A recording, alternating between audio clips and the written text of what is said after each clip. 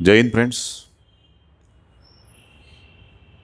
नियोजनाच्या प्रक्रियेमध्ये एक फार मोठा जे आहे एक अशी दरी पडलेली आहे की 12व्या पंचवार्षिक योजनेनंतर जे आहे नक्की नियोजन कसं होतं, कोण करतं, काय करतं आणि ती नियोजनाची प्रक्रिया कशी आहे यावर जे आहे आपण आज चर्चा करू. आणि ते नियोजन जे आहे नीती आयोगाची जी स्थापना केलेली आपण 1 जानेवारी 2015ला आपण स्थापना केली नीती आयोगाची. का गरज पडली नीती आयोगाची स्थापना करण्याची? ठीक आहे, तर तो नीती आयोगाचं रचना, त्याचे कंपोजिशन, सदस्य, सर्व गोष्टी ज्या आहे आपण ऑलरेडी मागच्या लेक्चरला डिस्कस केलेल्या आहे. या लेक्चरमध्ये आपल्याला हे बघायचं आहे की नीती आयोगाचं जे आहे नियोजन कसं होतं. नीती आयोगाचं जे नियोजन आहे, जसं 12वी पंचवार्षिक योजना 2017पर्यंत होती, म्हणजे 2012 ते 2017, परंतु नीती आयोगाची स्थापना झालेली आहे 1 जानेवारी 2015ला. आणि या अगोदर जे नियोजन करत होतं ते कोण करत होतं? प्लॅनिंग कमिशन करत होतं. प्लॅनिंग कमिशनची स्थापना जी आहे तर 15 मार्च 1950 ते जे आहे 1 जानेवारी 2015पर्यंत आहे. कारण 1 जानेवारी 2015ला नीती आयोग स्थापन झाला, त्यामुळे प्लॅनिंग कमिशनचा कार्यकाळ संपला. आता दोघांच्या नियोजनामध्ये काय फरक आहे हे लक्षात आलं पाहिजे. ठीक आहे, का आपण त्याला केलं तर आपण लास्ट लेक्चरला याचं डिबेट घेतलेलं आहे, म्हणजे हे शेवटचं लेक्चर आहे नियोजनामधलं.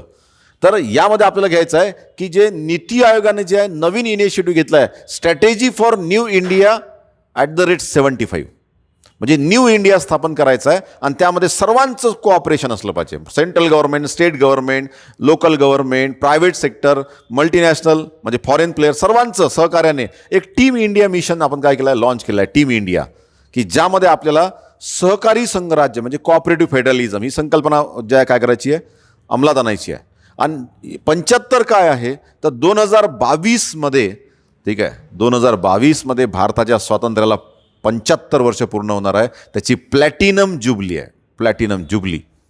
ठीक आहे, स्वातंत्र्याला जे आहे 75 वर्ष पूर्ण झाली, बरोबर आहे, पण स्वातंत्र्य मिळालं का हाही एक प्रश्न आहे. त्याचं आपल्याला जे आहे परीक्षण करण्याची गरज आहे. मग नीती आयोगाने जे आहे तर नीती आयोगाचं जे नियोजन आहे, जसं पहिलं पंचवार्षिक नियोजन होतं, तर नीती आयोगाचं जे नियोजन आहे त्याचे जे टप्पे आहे 3 वर्ष अधिक 7 वर्ष 15 वर्ष असे जे आहे नियोजनाचे टप्पे आहे. तर पहिलं जे नियोजन आहे ते त्रैवार्षिक नियोजन आहे, दुसरं सप्तवार्षिक आणि त्यानंतर जे आहे 15 वार्षिक. हे जे नियोजन आहे तर हे नियोजन जसं जनता पार्टी सरकारमध्ये जसं रोलिंग प्लान होता, ज्याला म्हणतो आपण सरकती योजना, लघु मध्यम व दीर्घ, तशा प्रकारचं जे आहे मिळती जुळतं आहे, म्हणजे old wine in new bottle अशी एक संकल्पना आहे. मग यामध्ये जे आहे या 3 वर्षामध्ये, ठीक आहे, या 3 वर्षामध्ये म्हणजे आता याचं आपलं टार्गेट जे आहे, आता हे जे नियोजन लॉन्च केलं आहे की न्यू इंडिया @75 स्ट्रॅटेजी, ही नीती आयोगाची स्ट्रॅटेजी आहे. ठीक आहे, आणि या अंतर्गत आपण काय केलेलं आहे की 2022-23पर्यंत आपल्याला काही टार्गेट अचीव करायचे आहे. 2022-23पर्यंत म्हणजे 75 वर्ष पूर्ण झाले हे वर्ष. मग याची जी नियोजन जे सुरू झालं तर हे 3 वर्षाचं नियोजन आहे. म्हणजे 2022-23पर्यंत जे नियोजन आहे हे कोणतं नियोजन आहे? त्रैवार्षिक नियोजन. आणि हे कधीपर्यंत साध्य करायचं आहे? 2022-23. म्हणून या नियोजनामधले कोणतंही टार्गेट असो नीती आयोगाचे हे 2022-23पर्यंतच अचीव करायचे आहे. ठीक आहे, जसं फॉर एक्झाम्पल जे आहे भारताची जी इकॉनॉमी ही जी आहे $4 ट्रिलियन इकॉनॉमी करायची आहे. $4 ट्रिलियन इकॉनॉमी कधी करायची आहे? 2022-23पर्यंत करायची आहे. आणि $5 ट्रिलियन इकॉनॉमी कधी करायची आहे? 2024-25पर्यंत $5 ट्रिलियन करायची आहे. हे व्यवस्थित लक्षात घ्या. आणि 30 ट्रिलियन कधीपर्यंत करायची आहे? 2030पर्यंत जे आहे 2030पर्यंत $10 ट्रिलियन. म्हणजे इथं $4 ट्रिलियन, इथं $5 ट्रिलियन आणि इथं $10 ट्रिलियन इकॉनॉमी अचीव करायची आहे. शेतकऱ्याचं उत्पन्न दुप्पट करायचं आहे 2022-23पर्यंत.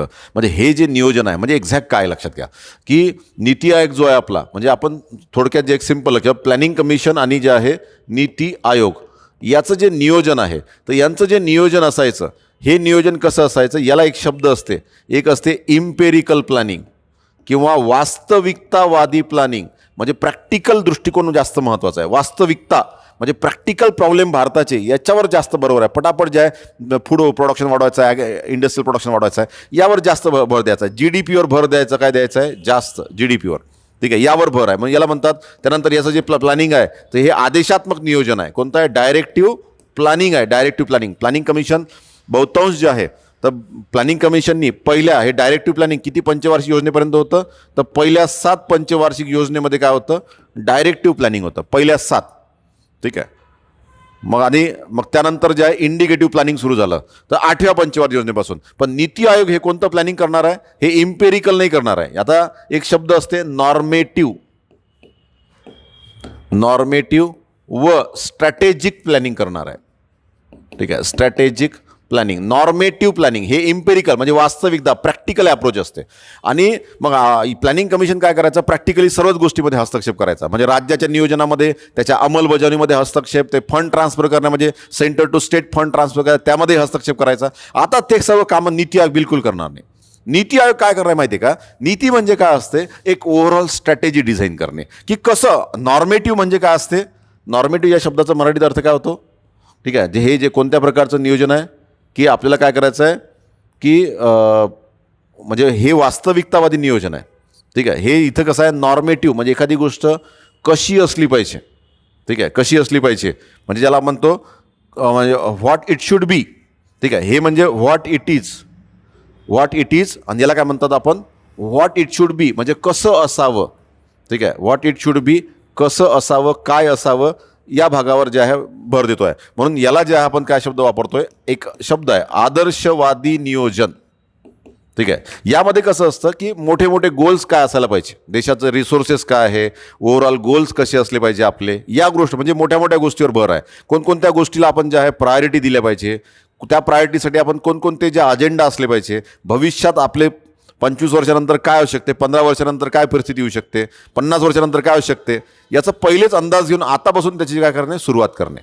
म्हणजे आपल्याला माहीत आहे की जे आता इलेक्ट्रिक व्हेकलच आले पाहिजे, इलेक्ट्रिकल व्हेकल हे सोलर ऑपरेटर आले पाहिजे, मग त्या सेक्टरला आपण प्रमोशन काय केलं पाहिजे जास्त, म्हणजे ओव्हरऑल मोठमोठ्या गोष्टी. पण ॲक्च्युली ते कसं करायचं ते स्टेट गव्हर्नमेंटकडे द्यायचं. मग नीती आयोग ज्यानं असं नॉर्मेटिव्ह स्ट्रॅटेजिक प्लॅनिंग करणार आहे, असं नाही करणार आहे. डायरेक्टिव्ह प्लॅनिंग नाही करणार आहे. दुसरं कोणतं प्लॅनिंग करणार आहे, इंडिकेटिव्ह प्लॅनिंग. ठीक आहे. इंडिकेटिव्ह प्लॅनिंग ज्याला आपण काय म्हणतो, सूचकात्मक नियोजन. ठीक आहे. इंडिकेटर्स देणार आहे आपण. हे बघा, याच्या अगोदर मी जे आहे ऑलरेडी बऱ्याचशा गोष्टी खूप डिटेलमध्ये घेतलेल्या आहे मागच्या लेक्चर्समध्ये. त्यामुळे आता आपल्याला जे आहे यावर भर द्यायचा आहे, की strategy for new India @75 bye team India. ठीक आहे. त्याला टीम इंडिया मिशनही म्हणतात. ठीक आहे. आता रिसेंट मिशन आत्मनिर्भर आहे, तो नंतरचा भाग आहे. परंतु यावर भर द्या. मग जे आहे नॉर्मेटिव्ह व स्ट्रॅटेजिक प्लॅन कसा आखत असते. ठीक आहे. ओव्हरऑल मग त्याच्यासाठी जे आहे म्हणजे आदर्शवादी नियोजन म्हणजे काय, की आपण असं पूर्ण डिटेलमध्ये प्रत्येक राज्यांनी काय करायला पाहिजे, ग्रामपंचायतनं काय करायला पाहिजे, याच्या भानगडीत नीती आयोग पडणार नाही. नीती आयोग सर्वांना डायरेक्शन देईल आणि ते डायरेक्शन एक्झिक्यूट करण्याचं काम मग ते स्वातंत्र्य कोणाला असेल, स्टेट गव्हर्नमेंट, लोकलला असेल. मग नियोजन करत असताना दुसरं एक महत्त्वाचं आहे, की 8व्या पंचवार्षिक योजनेनंतर म्हणजे 1991 नंतर जे आहे बॉटम टू टॉप अप्रोच सुरू झाला. नियोजनाची विकेंद्रीकरणाची प्रक्रिया जी आहे, ठीक आहे, ही कधीपासून सुरू झाली, 8व्या पंचवार्षिक योजनेपासून. पहिली विकेंद्रीकृत योजना कोणती आहे, जवाहर रोजगार योजना. विकेंद्रीकरण म्हणजे काय, बॉटम टू टॉप म्हणजे जे आहे जे आपले स्थानिक शासन आहे, पंचायत, नगरपालिका यांच्याकडनं नियोजन राज्याकडे आलं पाहिजे आणि राज्याकडचं नियोजन वर आलं पाहिजे. म्हणून नीती आयोगामध्ये ज्यांना सेंटर आणि स्टेट दोघांनाही काय समान महत्त्व आहे, दोघांचे सदस्य आहेत. ठीक आहे. कारण की आपल्याला सहकारी संघ राज्य प्लॅनिंग कमिशनमध्ये काय होते, फक्त सेंटरचे होते. आता हा वाद आपण ऑलरेडी मागच्या लेक्चरला डिस्कस केलेला आहे. ठीक आहे. त्याच्यामध्ये जे आहे ना सहकारी संघ राज्याची संकल्पना घेऊन टीम इंडिया कोऑपरेशननी आपल्याला जे आहे नॉर्मेटिव्ह आणि स्ट्रॅटेजिक प्लॅन फॉर इंडिया करायचा आहे. ठीक आहे. पण त्या अंतर्गत नियोजन केल्यानंतर जे काही अंमलबजावणी होतं त्याचं इव्हॅल्युएशन करणे, त्यासाठी टार्गेट ठेवणे हे सुद्धा काय असते, महत्त्वाचं असते.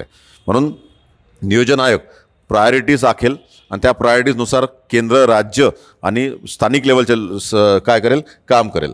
आता जे आहे दुसरा एक पॉईंट लक्षात घ्या. तर आता आपण नीती आयोग जे आहे, मग हे जे न्यू इंडिया @75 हे मिशन जे आहे, ठीक आहे, हे कोणतं आहे, हे न्यू इंडिया @75 मिशन आहे. या मिशनमध्ये आपण चॅप्टर 41 चॅप्टर आहे आणि 4 सेक्शनवर भर देणार आहे आपण. किती सेक्शनवर म्हणजे गट किती याच्यात, 4 गट आहे. ठीक आहे. कोणता गट आहे, पहिला ड्रायव्हर्स, दुसरा इन्फ्रास्ट्रक्चर, तिसरा इन्क्लुजन म्हणजे समावेशन आणि नंबर 4 जे आहे काय, गव्हर्नन्स म्हणजे शासनामध्ये जी प्रशासकीय यंत्रणा आहे त्यामध्ये रिफॉर्म करणे, सुधारणा करणे वगैरे वगैरे सर्व. ठीक आहे. आता हे जे आहे 4 काय आहे, गट आहे, 4 गट. ठीक आहे. आता 3 की एरियावर भर देणार आहे आपण, जे महत्त्वाचे जे क्षेत्र आहे तर 3 गोष्टीवर भर देणार आहे, की जी विकासाची संकल्पना आहे तर ती जन आंदोलन बनली पाहिजे. ठीक आहे. It's a mass movement. जसं स्वच्छ भारत मिशन आहे ते मास मुवमेंट, म्हणजे लोकांच्या सहभागातून हे सर्व उद्देश काय करायचे, सर्व विकासाचे ध्येय जे आहे, नीती आयोगाने जे टार्गेट ठेवलेले आहे, ठीक आहे, जे स्ट्रॅटेजी ठेवलेली आहे, तर ती लोकांच्या सहभागातून साध्य करायची आहे. म्हणून विकास ही प्रक्रिया काय बनली पाहिजे, जन आंदोलन, सबका साथ सबका विकास सबका सहभाग, सच्ची सोच, ठीक आहे, सच्ची नीती, ठीक आहे, जन आंदोलन. दुसरं जे आहे महत्त्वाचं आहे की जो विकास आहे तो संतुलित विकास झाला पाहिजे, बॅलन्स डेव्हलपमेंट. म्हणजे राज्यामधले जे प्रादेशिक असमतोल आहे, प्रादेशिक असमतोल म्हणजे एक राज्य थोडं विकसित आहे, एक बॅकवर्ड आहे, बिहार वर्सेस जे आहे गोवा, ठीक आहे, हे गॅप जे आहे ना काय झाली पाहिजे, कमी झाली पाहिजे. म्हणजे इंटरसेक्टरल, इंटरस्टेट ही गॅप काय झाली पाहिजे, कमी झाली पाहिजे, म्हणजे संतुलित विकास झाला पाहिजे. आणि तिसरा भर जे आहे दरी, पब्लिक सेक्टर आणि प्रायव्हेट सेक्टर. म्हणजे समजा पब्लिक सेक्टरची एखादी कोणती कंपनी किंवा डिपार्टमेंट घ्या, फॉर एक्झाम्पल BSNL, आणि प्रायव्हेटमधली कंपनी घ्या जिओ, दोघांच्या परफॉर्मन्समध्ये काय जी दरी आहे, म्हणजे आपण गव्हर्नमेंट डिपार्टमेंट म्हटलं आणि प्रायव्हेट डिपार्टमेंट म्हटलं की दोघांमध्ये काय असते, फरक असते. गव्हर्नमेंट डिपार्टमेंटमध्ये आपण पायरी चढलो की जे आहे मोठा प्रश्न असते. मग तुम्ही समजा पोस्टाच्या ऑफिसमध्ये गेले आणि पोस्टाच्या ऑफिसमध्ये गेल्यानंतर जे आहे तुम्हाला जर समजा पोस्टाचं तिकीट लावायला डिंक शोधायचा असेल तर तुम्हाला जे आहे तो टेबल असतो आणि त्या टेबलवर डिंकाची बॉटल नसते, तो अख्खा टेबलवरच काय असतो, डिंक पसरलेला असतो, कुठेही लावा डिंक अवेलेबल असतो. पण ते जर प्रायव्हेटमध्ये गेले तर तुम्हाला ₹1 द्यावं लागेल, विकत घ्यावं लागेल आणि ते स्वतःचा ₹1 खर्च करून काम करावं लागेल. म्हणजे का, पण मग पब्लिकमध्ये असं का, म्हणजे प्रायव्हेटमध्ये जर एखादा आपण कस्टमर केअरला फोन केला की पटकन कॉल येतं, कसं काय वगैरे सर्व गोष्टी येतात, रेकॉर्ड होतात सर्व. गव्हर्नमेंटमध्ये फोनच उचलत नाही, उचलला तर सांगत नाही, आणि सांगितलं तर जे आहे 2 शब्दात बोलल्यानंतर फोन ठेवला जातो. हे जे पब्लिक परफॉर्मन्स आहे यामध्ये खूप बदल झाला पाहिजे. मग यामध्ये नीती आयोगामध्ये जे आहे ना टेक्नॉलॉजिकल इनोव्हेशन आणि कॅपॅसिटी बिल्डिंग हा खूपच जास्त भर आहे. गव्हर्नमेंटमध्ये काय करायचे, रिफॉर्म करायचे आणि टेक्नॉलॉजिकल त्यातलं बिहेवियर काय करायचं आहे, चेंज करायचं आहे. म्हणजे गव्हर्नमेंटच्या बिल्डिंग ज्या फक्त जे आहे टाईल्स लावल्या यांनीच नाही बदलल्या पाहिजे. पण एक गोष्ट नेहमी लक्षात ठेवावी लागेल की प्रायव्हेटपेक्षा गव्हर्नमेंट डिपार्टमेंटवर जो बोझा असतो, लोकांची जी रेलचेल जी असते ती ट्रिमेंडस असते. जसंच तसं नाही करायचं आहे, पण परफॉर्मन्स मात्र काय झाला पाहिजे, त्यामधला गॅप कमी झाला पाहिजे. म्हणजे याचा अर्थ असा नाही की प्रायव्हेट कंपनी जशी दिसते तशी गव्हर्नमेंट दिसलं पाहिजे, असं नाही, ॲब्सोल्युटली नॉट. त्यामध्ये जे आहे गव्हर्नमेंटसारखंच दिसलं पाहिजे त्याला, कारण की पब्लिक इंटरेस्ट, व्हॅल्यूज, कमिटमेंट असते ते दिसलंच पाहिजे. सर्वांना सामावून घेणारी यंत्रणा असली पाहिजे ते, ठीक आहे. असं म्हणजे या 3 की एरियामध्ये भर आहे. आता तुम्हाला असं वाटेल की हे टार्गेट वगैरे काही नवीन कन्सेप्ट नाही आहे. हा कन्सेप्ट जो आहे, ठीक आहे, तर आधीपासूनच आलेला आहे. याची खास सुरुवात जी आहे, म्हणजे आपण 10वी पंचवार्षिक योजना, हे जे इंडिकेटर्स जे आहेत ना, असे की इंडिकेटर दिले जातात, तर ही कन्सेप्ट जी आहे ना स्टेट लेवलला जे आहे, म्हणजे स्टेट गव्हर्नमेंटला सुद्धा टार्गेट दिले होते. हे 10व्या पंचवार्षिक योजनेपासून सुरुवात झालेली आहे, 10व्या पंचवार्षिक योजनेपासून, ठीक आहे. म्हणजे 10वी पंचवार्षिक योजना जी आहे ना ही परफेक्ट योजना आहे. 10व्या पंचवार्षिक योजनेपासून हे स्टेट लेवलला आपण टार्गेट द्यायला सुरुवात केली. म्हणजे एखादं समजा एज्युकेशनमध्ये परफॉर्मन्स इम्प्रूव्ह करायचं असेल तर ते नॅशनल लेवलचे टार्गेट असायचे, पण स्टेट लेवललाही टार्गेट देण्याची परंपरा कधी सुरू झाली, 10व्या पंचवार्षिक योजनेपासून. मग आपण त्याला टार्गेट्स म्हणतो, टार्गेट्स. मग ते टार्गेट मग प्रत्येक राज्याने किती अचीव करायचे, तर प्रत्येक राज्यालाही टार्गेट दिलं पाहिजे. म्हणजे नॅशनल टार्गेटसोबत स्टेट लेवलचे टार्गेट. कोणती पंचवार्षिक योजना, 10वी पंचवार्षिक योजना. मग आपण जे आहे 11वी पंचवार्षिक योजना जर बघितली समजा, आता हा कन्सेप्ट जे आहे 11व्या पंचवार्षिक योजनेमध्ये, ठीक आहे. 11वी पंचवार्षिक योजना कधी आली, 2007 ते 12. आणि 12वी पंचवार्षिक योजना ही कशामध्ये येतं, हे 12वी पंचवार्षिक योजना कधी आली, 2012 ते 17, ठीक आहे. आता या 11व्या पंचवार्षिक योजनेमध्ये 6 गट होते. म्हणजे मुख्य भर जे आहे कशावर होता, 6 गटावर होता, ठीक आहे. गट म्हणजे कॅटेगरीज इंग्लिशमध्ये. आणि 27 टार्गेट होते. 12व्या पंचवार्षिकमध्ये 6 गट होते आणि 25 टार्गेट होते, ठीक आहे. गट किती, कॅटेगरीज किती, 6 आणि टार्गेट किती, 25, 2 कमी झाले. पण जे घटक होते, घटक 11व्या पंचवार्षिकमध्ये 6 घटक होते आणि 12व्या पंचवार्षिकमध्ये किती होते, 7 घटक होते, 7 कंपोनंट्स. पण तुम्हाला जर गट विचारले तर दोन्हीमध्ये 6 गट होते. म्हणजे पूर्ण जो 11वी 12वी पंचवार्षिक योजना तर 6 गटामध्ये आपण डिवाईड केली होती. आता जसं नीती आयोगाची जी पंचवार्षिक नाही, त्रैवार्षिक योजना जी पहिली आहे, इंडिया 75/2022, तर हे जे आहे हे 4 गटामध्ये काय केलेली आहे, डिवाईड केलेली आहे. किती गट आहे, 4 गट. ड्रायव्हर्स, इन्फ्रास्ट्रक्चर म्हणजे पायाभूत सुविधा, समावेशन आणि जे आहे गव्हर्नन्स रिफॉर्म, ड्रायव्हर्स, या 4 गटामध्ये काय केली आहे, डिवाईड केलेली आहे. मग आता नीती आयोग जे नॉर्मेटिव्ह म्हणजे जे आहे ज्याला आपण काय म्हणू आदर्शवादी नियोजन आणि सूचकात्मक नियोजन जे करत आहे, म्हणजे एक आदर्श म्हणजे देशाच्या प्रायोरिटीज ठरवत आहे आणि त्याला काय करत आहे सूचकात्मक नियोजन म्हणजे त्याला इंडिकेटर देत आहे की कोणती गोष्ट किती अचीव करायची, असं की शेतकऱ्याचं उत्पन्न दुप्पट करायचं 2022-23 पर्यंत. ठीक असं म्हणजे पहिले जे शेतकऱ्याचं उत्पन्न दुप्पट व्हायला 22 वर्ष लागले पहिले, आता किती वर्षात झालं पाहिजे 3च वर्षात झालं पाहिजे. ठीक आहे, बरं ठीक आहे. हां, मग इथं जे आहे ना असे 6 जे आहे गट आहे.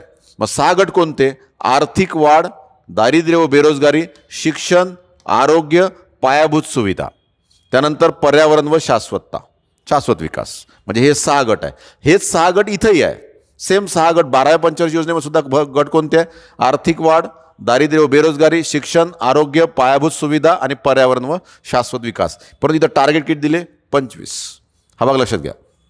आता जसं ही जी नीती आयोगाची स्ट्रॅटेजी आहे यांचा जशा या 3 की एरियावर भर आहे की या दृष्टिकोनातून की एरिया म्हणजे काय की जे बदल करायचे आपल्याला त्या दिशेमध्ये बदल करायचे आहे.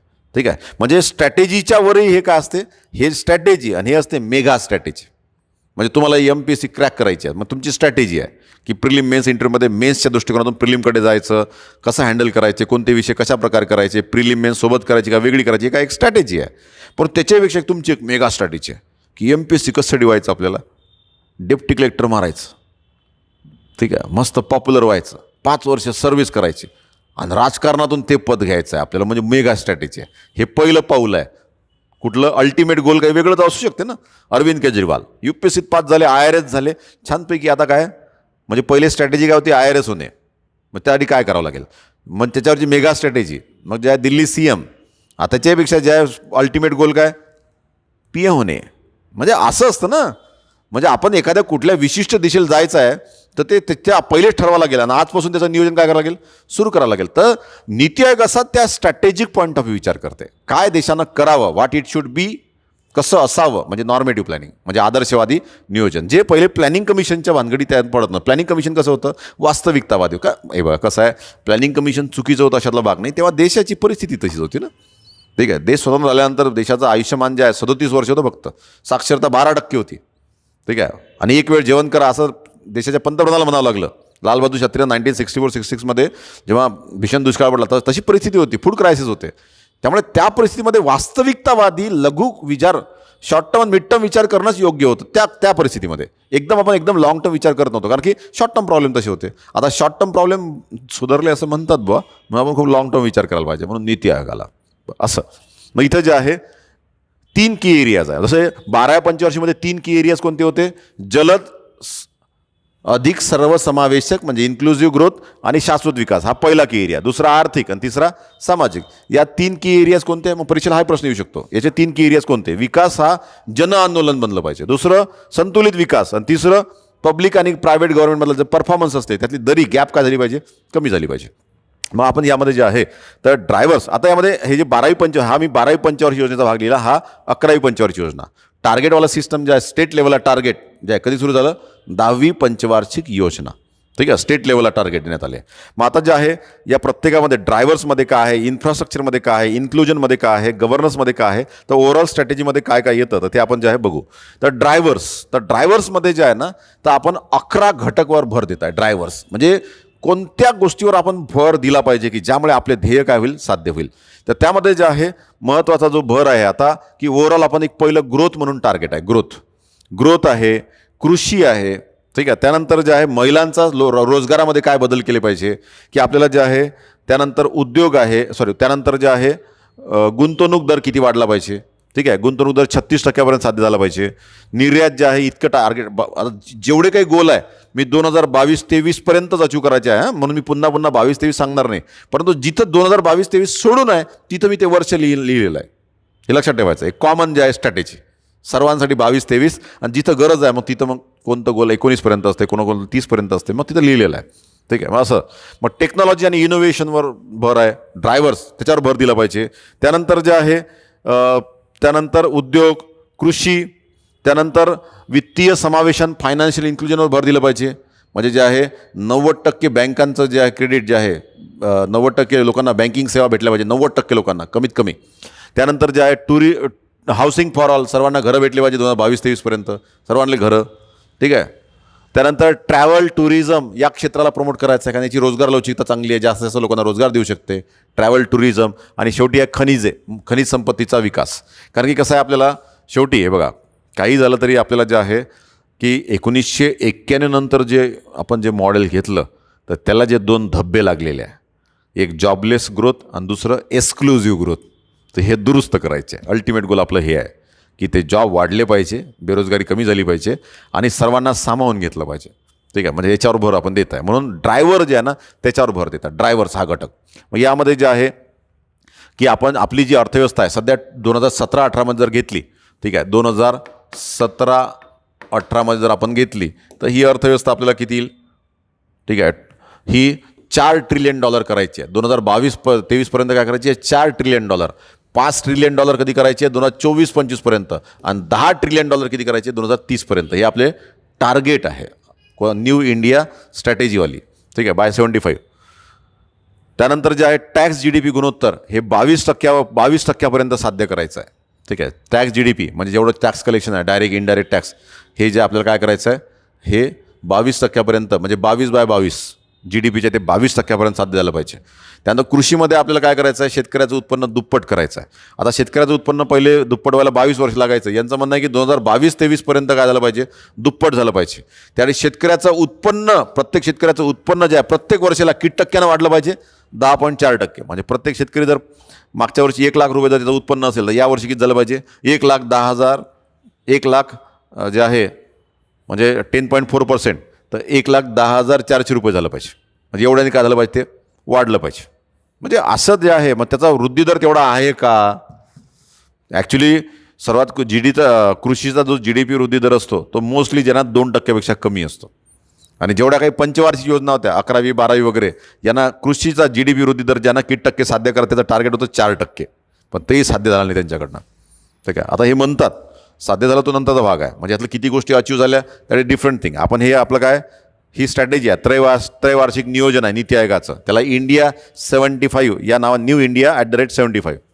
ठीक आहे, ते यामध्ये भाग दिलेला आहे. सिंचन जे आहे तर जेवढं ग्रॉस क्रॉप एरिया आहे, म्हणजे एकूण स्थूल जे पीक क्षेत्र आहे भारताचं, त्याच्या 53% आपण सिंचन काय केलं पाहिजे? वाढवलं पाहिजे. 53% शब्द आहे, हे जरा ऑड शब्द आहे. 53% थोडासा व्यवस्थित लक्षात घ्या.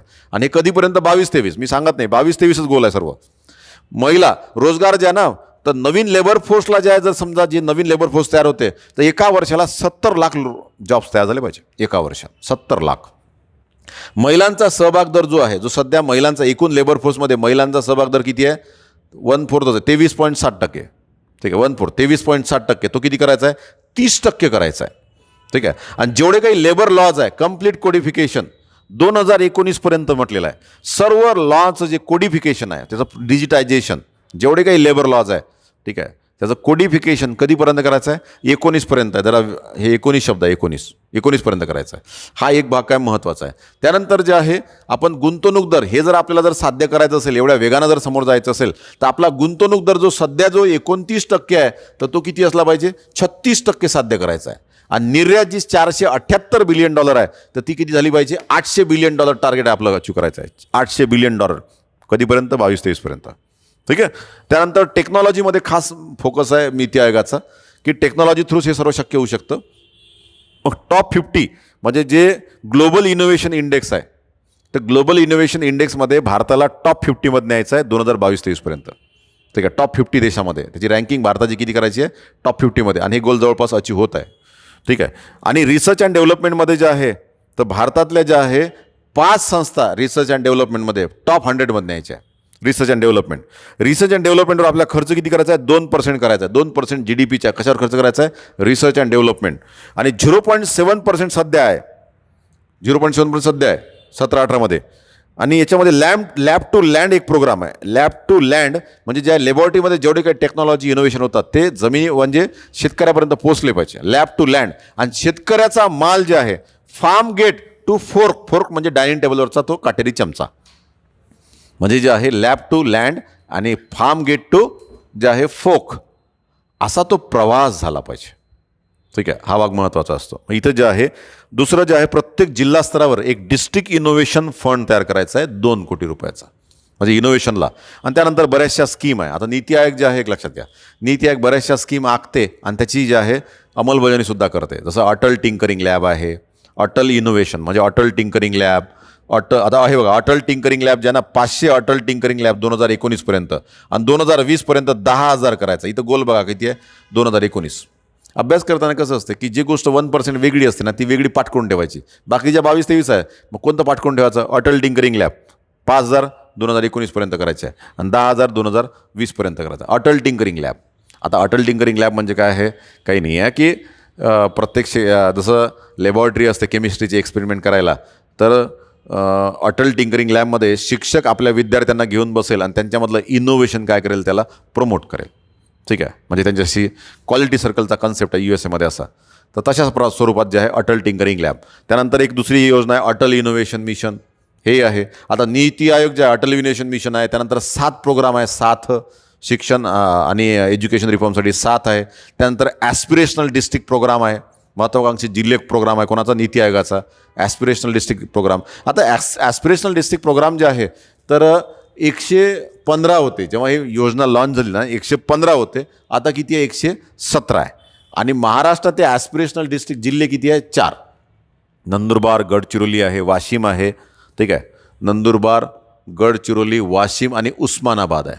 ठीक आहे, हे 4 जिल्हे आहे. मग हा एक भाग काय महत्त्वाचा आहे. सर्वात जास्त जे आहे ॲस्पिरेशनल डिस्ट्रिक्ट प्रोग्राम मला वाटतं झारखंडमध्ये आहे. ठीक आहे, सर्वात जास्त ॲस्पिरेशनल डिस्ट्रिक्ट्स. कारण की हे काय करायचं आहे की आपल्याला काय करायचं आहे बघा, आपली स्ट्रॅटेजी आहे ना की एरिया, की काय करायचं आपल्याला संतुलित विकास करायचा आहे. म्हणून आपण काय केले, बॅकवर्ड जिल्हे सिलेक्ट केले, बॅकवर्ड जिल्हे. ठीक आहे, आणि ते बॅकवर्ड जिल्हे कशावरून केले की हेल्थ इंडिकेटर त्याचे पाहिले, एज्युकेशन इंडिकेटर पाहिले आणि त्याच्यावरून ते सिलेक्ट केले. आणि बॅकवर्ड हे जे 117 जिल्हे झाले समजा, तर त्याला काय करायचं आपल्याला त्यातलं एज्युकेशन, तिथलं काय काय इम्प्रूव्ह करायचं आहे, शिक्षण, आरोग्य, कौशल्य, पायाभूत सुविधा याच्यावर मुख्य भर द्यायचा आहे आणि त्यांचं काय करायचं आहे, डेव्हलपमेंट करायचं आहे. तर असे आपण फोकस आहे अप्रोच आहे. का? कारण की आपला की एरिया ठरलेला आहे की आपली डेव्हलपमेंट काय झाली पाहिजे, बॅलन्स झाली पाहिजे. मग पहिले आपण स्टेट लेवलला विचार करायचा, आता डिस्ट्रिक्ट लेवलला विचार करतो की डिस्ट्रिक्ट लेवलमधलं सुद्धा जे इम्बॅलन्स आहे ते सुद्धा काय झालं पाहिजे, कमी झालं पाहिजे. काही डिस्ट्रिक्ट खूपच जे आहे बॅकवर्ड असतात. ओडिशामधले जे आहे कोरापूत, बोलंगीर, कोरापूत, ठीक आहे, हे जे आहे तर कालाहंडी, हे डिस्ट्रिक्ट खूपच बॅकवर्ड आहे. म्हणजे तुम्ही विचार करू शकत नाही की भारत कुठं चालला आणि ते 3 जिल्हे कुठं चालले. ठीक आहे, म्हणजे इतके उपासमारी जे आहे, कुपोषण आहे, खूपच भयानक समस्या आहे. म्हणजे ही दरी जी आहे ना ही कमी झाली पाहिजे. म्हणून बॅलन्स डेव्हलपमेंटच्या पॉईंट ऑफ व्ह्यू जे नीती आयोग 7 नावाचा कार्यक्रम, आता 7 कार्यक्रम नीती आयोगाचा काय आहे ते तुम्ही बघून घ्या. ठीक आहे, मग इथं जे आहे ही योजनाचं लेक्चर नाही, हे ओव्हरऑल एक स्ट्रॅटेजी लेक्चर आहे. ठीक आहे, नीती आयोग ज्या वेगवेगळे इंडिकेटर आखते. एनिवे, तर याच्यामध्ये जे आहे हा एक भाग आहे. त्यानंतर जे आहे उद्योग, तर उद्योगामध्ये काय करायचं आहे, इंडस्ट्री 4.0 रिव्हॉल्युशन लॉन्च झालं आहे आणि त्याचं पूर्ण जगाचं जे आता जे औद्योगिक क्रांत्या झाल्या, तर 4थी क्रांती सध्या सुरू आहे. ते इंडस्ट्रियल रिव्हॉल्युशन सेंटर 1, 2, 3, 4 कुठं आहे ते बघून घ्या. ते कोणत्यासाठी झालं ते बघूया. इंडस्ट्रियल 4.0 ही 4थी औद्योगिक क्रांती आहे. त्याचं जगाचं सेंटर कुठं आहे, मुंबई आहे. आणि ह्यामध्ये खास सर्वात महत्त्वाचं आहे की जेवढं काही उद्योगामध्ये इंडस्ट्रियल रिव्हॉल्युशन आणायचं आहे ते वेगवेगळ्या ॲडव्हान्स टेक्नॉलॉजी, ते ॲडव्हान्स टेक्नॉलॉजी तुम्हाला माहिती आहे सध्याच्या, internet of things, nano technology, digital technology, GPS, हे जेवढ्या काही टेक्नॉलॉजी आहे या सर्व टेक्नॉलॉजीचा वापर करून काय करायचं आहे आपल्याला की ती लेवल काय करायची आहे, साध्य करायची आहे. हा भाग आहे. मग इथं जे आहे तर इंडस्ट्री 4.0 हे काय आहे, काय इंडस्ट्रियल रिव्हॉल्युशन 4थी औद्योगिक क्रांती आहे. तर त्या दृष्टिकोनातून वृद्धिदर, उद्योगाचा वृद्धिदर काय करायचा आहे, दुप्पट करायचा आहे 22-23 हा एक भाग आहे. कृषीमध्ये एक पॉईंट सांगायचा राहिला, कृषीमध्ये सीड रिप्लेसमेंट रेशोज असतात ना, की जे आहे समजा आपल्याला सीड रिप्लेस करायचं आहे, पारंपरिक करून जे हायब्रिड करायचं आहे. ठीक आहे, हायब्रिड सीड्स, नवीन सीड्स जे आहे तर त्याचा 33% साध्य करायचं आहे. आणि जे आहे आपल्याला दुसरं काय करायचं आहे, सीड रिप्लेसमेंट रेशो काय करायचा आहे, वाढवायचा आहे 33%. आणि एक असते व्हेरायटी, जे सीडच्या जो व्हेरायटी आहे त्या व्हेरायटीसुद्धा खूप वाढल्या पाहिजे, म्हणजे डायव्हर्सिटी आली पाहिजे. तर तो सुद्धा काय करायचा आहे, वाढवायचा आहे. म्हणजे तो एक भाग इथं महत्त्वाचा आहे. आणि कृषीमध्ये FDI काय करायचं आहे, 100% FDI अलाव करायचा आहे, असा एक भाग आहे. त्यानंतर जे आहे हाऊसिंग फॉर ऑल, सर्वांना मस्त छानपैकी पक्के घरं आले पाहिजे 2022-23 22 म्हटलं की 23 समजा ना, वित्तीय वर्ष 22-23. ठीक आहे, त्यानंतर जे आहे ट्रॅव्हल, टुरिझम, मिनरल्स या गोष्टींवर काय भर आहे. म्हणजे ड्रायव्हर्स जे आहे ते हे महत्त्वाचे. किती ड्रायव्हर्स आहे, 11 ड्रायव्हर्स आहे, 11. तर या 11 ड्रायव्हरपैकी तुम्हाला परीक्षा प्रश्न येईल की ज्या नीती आयोगाची नवीन स्ट्रॅटेजी आहे यामध्ये जे आहे 4 गट कोणते. हा प्रश्न. आणि त्या ड्रायव्हरमध्ये कोणते ड्रायव्हर येतात तो एक प्रश्न परीक्षेला येऊ शकतो. मग ड्रायव्हरवर आपण भर दिला. तर नेक्स्ट जो महत्त्वाचा गट होता तर काय होता, इन्क्लुजन. सर्वांना सामावून घ्यायचं असेल तर तुम्हाला भर कशावर द्यावं लागेल, शिक्षण, आरोग्य आणि जे वंचित घटक आहे त्यांना सामावून घ्यावं लागेल. म्हणजे सर्वसमावेशक विकास ही स्ट्रॅटेजी काही नवीन नाही आहे. इन्क्लुझिव्ह ग्रोथ ही स्ट्रॅटेजीची सुरुवात कोणत्या पंचवार्षिक योजनेपासून झाली, कोणत्या, 11वी पंचवार्षिक योजना. इन्क्लुझिव्ह ग्रोथची खास बिगिनिंग. ठीक आहे, म्हणजे फायनान्शियल इन्क्लुजन हे कन्सेप्ट जे काही नवीन नाही आहे, जुनेच आहे, परंतु आपण त्याच्यावर भर देत आहे. आपल्याला माहिती आहे की देशाला जर समोर न्यायचं असेल, प्रॉब्लेम कसा आहे माहिती आहे का, की आपल्या ग्रामीण भागातल्या माणसाला जे आहे जर बँकेत पैसे ठेवायला जायचे असेल किंवा काढत जायचे असेल ना तर स्पेशली या लागते शहराला. म्हणजे जाण्या येण्याचा खर्च, मजुरी खर्च, म्हणजे 200 रुपये खर्च येते. 200 रुपये खर्च म्हणजे एखाद्या ग्रामीण भागातला माणूस आहे, त्याला 5,000 रुपये पोराला पाठवायचे आहे तर त्याला जे आहे शहरात यावं लागेल. म्हणजे एक मजुरी गेली, शेतीकडे दुर्लक्ष झालं, घराकडे दुर्लक्ष झालं, इथं आल्यानंतर खर्च वाढला, 200 रुपये खर्च. किती रुपये पाठवायचे आहे, 500. आता 500 रुपयाला जर 200 रुपये जर खर्च लागत असेल तर किती % होईल एका दिवसाला, विचार करा. काय म्हणजे गरीब का होतात, कारण गरीबाच्या उत्पन्नाला जे आहे ना इतके लिकेज आहे, इतके बारीक छिद्र आहे की त्यामधून त्याचं उत्पन्न काय होते, लीक होऊन राहिलं. ते लिकेज जर आपल्याला बंद करता आले, त्याचा फालतू खर्च झालाच नाही पाहिजे. प्रॉब्लेम कसा आहे, जी आधीची जी स्ट्रॅटेजी आहे की रिच हे खूप स्वीट असतात पण पुअर हे बेस्ट असतात, पुअर हे स्वीटेस्ट आहे, हे लक्षात आलं पाहिजे. म्हणजे अभिजित बॅनर्जीने जे पुअर इकॉनॉमिक्स जो कन्सेप्ट मांडला, पुअर इकॉनॉमिक्स, की गरीब बहुत अच्छे है, अमीर से भी बहुत अच्छे है. गरीब सर्वात जास्त प्रामाणिकपणे आपलं कर्ज परत करतात, सर्वात जास्त व्याजदर कोण भरतात, गरीब भरतात. सर्वात महागडं कर्ज कोण घेतात, गरीब घेतात. ठीक आहे, मग आपण गरिबांना का त्या खर्च कमी करू नये. मग गरिबांचं उत्पन्न जर दुप्पट करायचं असेल तर त्यांचे फालतू खर्च काय करावं लागेल, आपल्याला कमी करावं लागेल. हा भाग खूप लक्षात घ्यावा लागेल. म्हणजे LPG सिलेंडर जर घ्यायचं असेल तर शहरातला माणूस फक्त मोबाईल क्लिक करतो, लगेच त्याच्या घरी LPG सिलेंडर येऊन जाते.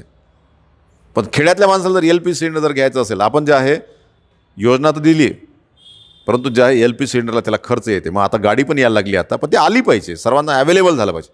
ना ते LPG सिलेंडर घ्यायला त्याला स्पेशल जायचं काम पडलं तर प्रॉब्लेम होऊन जाईल. फुकट जे आहे 200 रुपये जाईल, सिलेंडर 700 रुपयाचं आणि आणायला खर्च 200 रुपये. हा प्रॉब्लेम आहे. गरिबाचे पैसे काय होत आहे, असे लिकेज होत आहे, लीक होत आहे, म्हणून त्याच्याकडे सेव्हिंग होत नाही आहे, मग तो गुंतवणूक करू शकत नाही. म्हणून गरीब हा गरीब राहतो. त्याला कारणच आहे की गरिबाचे जे ना सर्व लिकेज काय झाले पाहिजे, बंद झाले पाहिजे. मग त्या दृष्टिकोनातून आपण याच्यावर भर देत आहे. मग याच्यामध्ये आरोग्यावर पहिला भर आहे, आरोग्य, नंतर शिक्षण आणि नंतर जे आहे वंचित घटक. म्हणजे हे 3 महत्त्वाचे घटक आहे. मग आरोग्यावर आपण काय केलं आहे की जे राष्ट्रीय आरोग्य धोरण होतं, हेल्थ पॉलिसी 2017ची, त्याचे इथं टार्गेट आपल्याला अचीव करायचे आहे 2022-23 पर्यंत. मग त्यामुळे आरोग्यावर खर्च किती करायचा आहे, 2.5% GDPच्या करायचा आहे. आणि शिक्षणावर खर्च किती करायचा आहे, 6% GDPच्या. हे आपलं गोल आहे. डॉक्टर पॉप्युलेशन रेशो जो सध्या किती आहे, 1613 लोकांसाठी 1 डॉक्टर आहे आपल्याकडे. आपल्याला काय करायचं आहे, 1400 लोकसंख्येसाठी 1 डॉक्टर साध्य करायचं आहे. आणि नर्स 500 लोकसंख्येसाठी 1 नर्स असली पाहिजे. WHOचा क्रायटेरिया हा 1000चा असतो. 1000साठी 1 डॉक्टर पाहिजे आणि 4साठी 1 नर्स पाहिजे. ह्या WHOचा क्रायटेरिया आपण थोडासा वाढून घेतला, नाही सॉरी, ठीक आहे. WHOचा क्रायटेरिया जे आहे 1000च आहे, पण आपण 1400 केलेला आहे. ठीक आहे, कारण 1000 वेळ आहे अचीव करायला, तर 1400ला जे 1 डॉक्टर असला पाहिजे. सध्या जी आहे 1613ला 1 डॉक्टर आहे. ठीक आहे, नर्स 500ला 1 असली पाहिजे. ठीक आहे, असं. तर जे आहे युनिव्हर्सल हेल्थ कव्हरेज, म्हणजे सर्व आरोग्याचं वैश्वीकरण करण्यावर भर काय आपलं जास्त. आरोग्याचा विमा किती टक्के लोकांना द्यायचा आपल्याला, 75% लोकांना हेल्थ इन्शुरन्स. आयुष्यमान भारत योजना, जन आरोग्य योजना ही आपण त्यासाठी लॉन्च केलेली आहे. तर इथं ज्यांना हे करायचं आहे. आता युनिव्हर्सल हेल्थ कव्हरेज ही योजना सांगा बरं कोणत्या योजनेत स्टार्ट केली, 12वी पंचवार्षिक योजना. 12व्या पंचवार्षिक योजनेमध्ये युनिव्हर्सल हेल्थ कव्हरेज हा ॲप्रोच काय केला, सुरू केला. म्हणजे आरोग्याचे वैश्वीकरण करण्यावर जो भर आहे, जसं शिक्षणाचे वैश्वीकरण करण्यासाठी सर्व शिक्षा अभियान 2001मध्ये लॉन्च केलं आपलं. तर universal health coverage national health mission 2013मध्ये लॉन्च केलं, 12व्या पंचवार्षिक योजनेमध्ये येतं. तर तीच कॉन्सेप्ट इथं कॅरी फॉरवर्ड केलेली आहे. ठीक आहे, तर यामध्ये जे आहे पोषणावर भर आहे. पोषणावर जे स्टंटेड जे चाइल्ड आहे, ठीक आहे, 25% त्यांच्या किंवा त्यापेक्षा कमी करणे. जे अंडरवेट चिल्ड्रेन आहे 25%पेक्षा काय करणे, कमी करणे. जे आता एक लक्षात घ्या, हा आकडा मी जे आहे हे जो प्लॅन काढलेला आहे, तर नीती आयोगाचा जे ड्राफ्ट डॉक्युमेंट त्याच्यावरून काढलेला आहे. ठीक आहे, तर हे विकलांग जे व्यक्ती आहे, ठीक आहे, जे आपण दिव्यांग व्यक्ती म्हणून किंवा अपंग व्यक्ती, भारतात ज्यांना 2.2% पॉप्युलेशन आहे. किती टक्के पॉप्युलेशन आहे भारतात विकलांग व्यक्तीची, 2.2%. कोटीत विचारली तर 2.68%. त्यानंतर ज्या तृतीयपंथीयांचा हा प्रश्न परीक्षेला येऊ शकतो. तृतीयपंथीय ज्या भारतात किती आहे, 4.8 लाख आहे. तृतीयपंथीय 4.8 लाख. लाख कोटीने. आणि हे जवळपास 0.03% पूर्ण पॉप्युलेशनच्या 2011मधला हा आकडा आहे. ठीक आहे, हा भाग येतो. त्यानंतर शिक्षणामध्ये जे आहे प्राथमिक व माध्यमिक शिक्षणामध्ये ग्रॉस एनरोलमेंट रेशो काय करायचा आहे, 100% करायचा आहे. रिटेन्शन आणि ग्रॉस एनरोलमेंट पटनोंदणी आणि ते टिकले पाहिजे तर 100% करायचं आहे प्राथमिक आणि माध्यमिक शिक्षण. याच्या अगोदर हे सर्व कोणासाठी होतं, प्राथमिक शिक्षणासाठी होतं. ठीक आहे, मग इथं जे आहे तुम्हाला आठवत असेल की सर्व शिक्षा अभियान 2001मध्ये लॉन्च केलं, राष्ट्रीय माध्यमिक शिक्षा अभियान 2009मध्ये लॉन्च केलं, राष्ट्रीय उच्चतर शिक्षा अभियान 2013मध्ये, आणि मोदी गव्हर्नमेंटने कोणतं लॉन्च केलं, समग्र शिक्षा अभियान. हे जे आहे ना हे यामध्ये येतात. समग्र शिक्षण अभियानामध्ये अंगणवाडी म्हणजे प्री स्कूल एज्युकेशनही येतं. समग्र शिक्षा म्हणजे अंगणवाडी वगैरे. अंगणवाडी हा कन्सेप्ट कधी सुरू केला आपण, ICDS योजना होती 1975ची. ठीक आहे ती.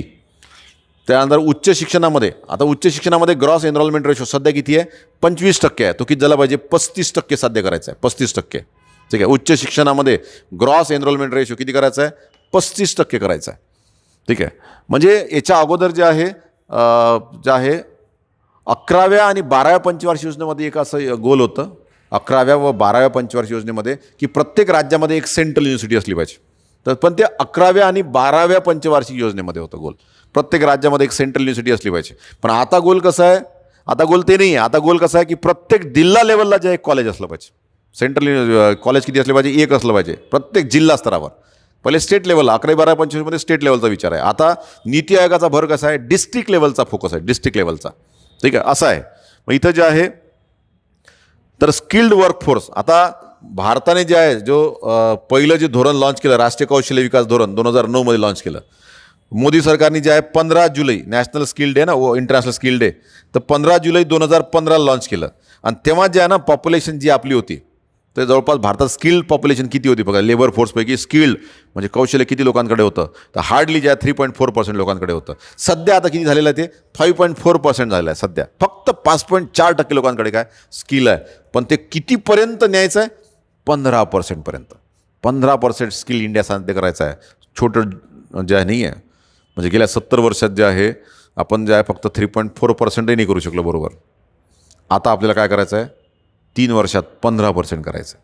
म्हणजे गोल जे आहे खूप मेगा गोल्स आहेत. त्यामुळे जे आहे हे गोल अचीव जरी नाही झाले, याचे 50% जरी काही गोल अचीव झाले तरीसुद्धा जे आहे बऱ्यापैकी सक्सेस मिळालं असं आपल्याला म्हणता येईल. 50% जरी अचीव झाले म्हणजे नाही 15% तर 60% तरी अचीव झाले पाहिजे. म्हणजे याचे गोल असे जेव्हा स्ट्रॅटेजी सेट करतो आपण, तर जसं डेप्टी कलेक्टर व्हायचं आहे पण कमीत कमी क्लास 2ची नोकरी जरी आली तरी आपण त्याला काय म्हणू, सक्सेस आहे असं म्हणू, एकदम फेल्युअर नाही म्हणू, अशासारखं भाग आहे हा. कारण की खूपच मोठे मोठे गोल ठेवलेले आहे. ठीक आहे, असा एक भाग आहे. मग यामध्ये जे आहे इन्क्लुजनमध्ये याच्यावर भर दिलेला आहे. त्यानंतर जे आहे इन्फ्रास्ट्रक्चर.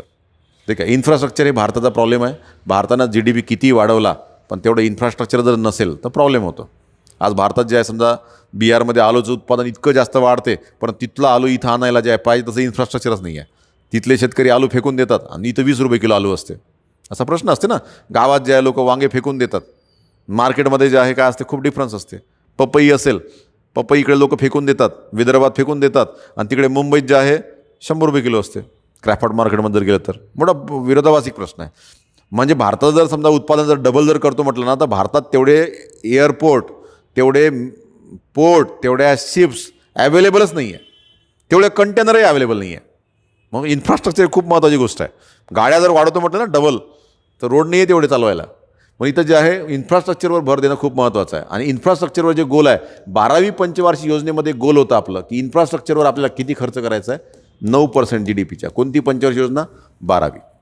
तर या पंचवार्षिकमध्ये GDPवर खर्च करण्यासाठी आपण जे आहे आता मोदी सरकारने जे आहे ना नॅशनल इन्फ्रास्ट्रक्चर पाईपलाईन योजना लॉन्च केलेली आहे.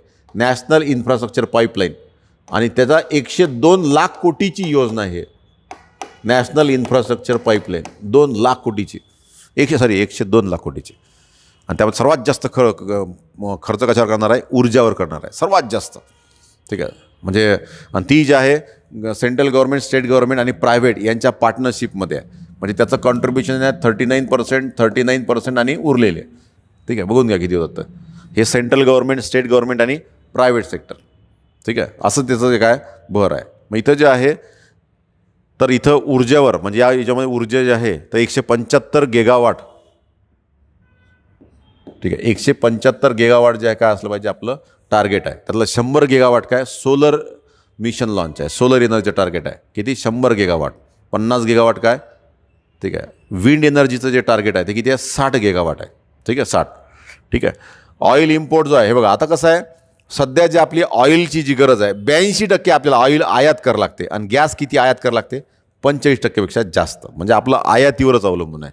त्यामुळे बरेचदा आयात मागली का आपल्याकडे आयातीमुळे सुद्धा जे आहे इन्फ्लेशन वाढते त्याला इम्पोर्टेड इन्फ्लेशन म्हणतात. मग हे काय करायचं आहे ऑइल इम्पोर्ट 10% काय करायचं आहे कमी करायचं आहे 10%. हे खूप मोठं टार्गेट आहे. त्यानंतर इंटेंडेड नॅशनली डिटरमाइंड कॉन्ट्रीब्युशन्स आहे. हे पॅरिस कॉन्फरन्स जी झाली होती 2015मध्ये तर विकसनशील देशांनी स्वतःहून ठरवलं की आमच्यावर काही बंधनकारक टार्गेट लावू नका. आम्ही स्वतःहूनच काय करतो की आमच्या जे अर्थव्यवस्था आहे की जे हरितवायूचं जे उत्सर्जन आहे त्याची जी इंटेन्सिटी आहे तीव्रता ही 33% काय करतो आम्ही कमी करतो. ठीक आहे 33 ते 35% काय करतो कमी करतो. पण कधीपर्यंत किती म्हणजे 33 ते 35% कमी करायचे. कधीपर्यंत कमी करायचे 2030पर्यंत कमी करायचे. म्हणजे आपल्या अर्थव्यवस्था म्हणजे काय होत असते हो वस्तू व सेवाचे उत्पादन आणि वितरण. हे उत्पादन आणि वितरण होत असताना हरितवायूचं काय होते उत्सर्जन. तर ते काय करणे कमी करणे. म्हणजे तुम्हाला इलेक्ट्रिसिटी प्रोडक्शन करायचं आहे तर तुम्ही मॅक्झिमम कोळशामधूनच जे आहे 49.6% आपली ऊर्जेची गरज कोण पूर्ण करते कोळसा. ऑइल किती करते 28%. बायोमास किती करते 11.6. गॅस किती करते 7.3. आणि रिन्युएबल एनर्जी किती आहे 2.2. आणि न्यूक्लिअर एनर्जी सर्वात कमी 1.2%. ठीक आहे. मग तसं नाही झालं पाहिजे. मग आपल्याला जे आहे की कोळसा जर आपण वापरत राहिलो तर हरितवायू उत्सर्जन वाढेल तर ती कॅपॅसिटी काय करणे कमी करणे. मग इथं जे आहे ना आपण हे टार्गेट ठेवलेलं आहे. त्यानंतर रेल्वे जे आहे तर रेल्वेचं 100% इलेक्ट्रिफिकेशन करायचं आहे. जेवढे काही ब्रॉड गेज आहे रेल्वे जे असतं ब्रॉड गेज असते एक मीटर गेज असते आणि एक नॅरो गेज असते. 3 प्रकारचा रेल्वे ट्रॅक असतो. जो ब्रॉड गेज आहे त्याचं करायचं आहे आपल्याला सर्वच प्रकारच्या रेल्वेचं नाही. ब्रॉड गेजचं 100% इलेक्ट्रिफिकेशन करायचं आहे. ठीक आहे. त्यानंतर जे आहे निर्मल भारत अभियान म्हणजे ओपन डेफिकेशन फ्री 2 ऑक्टोबर 2019 आहे शब्द पर्यंत जे आहे सर्व काय करायचं आहे म्हणजे उघड्यावर स्वच्छास करणे ही प्रथा काय करायची आहे बंद करायची आहे 2019पर्यंत. ठीक आहे. हा एक भाग आहे. तर हा इन्फ्रास्ट्रक्चरमध्ये जे आहे तर एक शाश्वत जे आहे म्हणजे शाश्वत विकासावर भर देण्यासाठी जे PM 2.5 लेवल आहे एअर पोल्युशनची तर ती 50च्या खाली आणायची जी आपली खूप असते 250-400च्या वर असते म्हणजे हायेस्ट लेवल जाते. दिल्ली सर्वात भयानक असते सर्वात पोल्युटेड राजधानी दिल्ली. PM 2.5 लेवल 50पेक्षा काय करणे कमी करणे. त्यानंतर 175 गिगावॉट रिन्युएबल एनर्जी वनक्षेत्र 33.33% अचीव करायचं. आता हे धोरण जे आहे राष्ट्रीय वन धोरण 1988चं जे होतं ना ठीक आहे नॅशनल फॉरेस्ट पॉलिसी हे तेव्हापासून चाललं आहे की वनक्षेत्र 33.33% असलं पाहिजे. आणि त्यामध्ये घनदाट वन किती असले पाहिजे डेन्स फॉरेस्ट घनदाट वन 5% असले पाहिजे. म्हणजे इकॉलॉजिकल काय राहील बॅलन्स राहील. असा एक भाग आहे इन्फ्रास्ट्रक्चर. त्यानंतर नेक्स्ट याच्यावर जे आहे गव्हर्नन्स. ठीक आहे. नेक्स्ट याच्यावर काय केलं आहे गव्हर्नन्सवर भर दिला आहे. आता गव्हर्नन्स म्हणजे काय केलं आहे की आपल्याला गव्हर्नमेंट सेक्टरमधलं जे आहे रिफॉर्म करायचे आहे आणि जे प्रशासकीय सुधारणा करायचे आहे त्यामध्ये लिगल रिफॉर्म करायचे आहे ज्युडिशियल रिफॉर्म करायचे आहे लेबर रिफॉर्म्स करायचे आहे. जो प्रशासकीय सुधारणा आयोग जो दुसरा होता ॲडमिनिस्ट्रेटिव्ह रिफॉर्म कमिशन जो सेकंड 2005चा त्यानुसार जे सुद्धा काय करायचे आहे रिफॉर्म करायचे आहे. ई गव्हर्नन्स आणायचं आहे.